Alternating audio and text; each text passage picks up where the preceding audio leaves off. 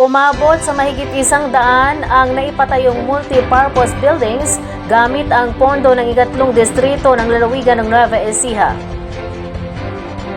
Napag-alaman na may kabuang 131 na multi-purpose buildings ang naitayo mula taong 2016 hanggang sa kasalukuyan na ikinalat sa 2 syudad at 5 bayan sa distrito.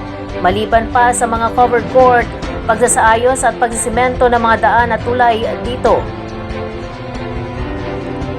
Tulad ng iba pang pagawaing bayan na naisakatuparan ng opisina ni 3rd District Representative Rosana Ria Vergara, walang pangalan o kulay ng politiko ang mga proyekto, bagkus ang kulay berde o luntian na kulay ng lalawigan ang nakalagay dito.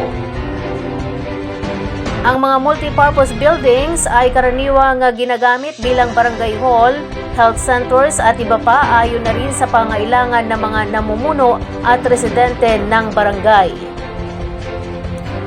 Ang ikatlong distrito ng Nueva Ecija ay kinabibilangan ng bayan ng Gabaldon, Laur, Bungabon, General Natividad, Siyudad ng Palayan, Cabanatuan City at Santa Rosa.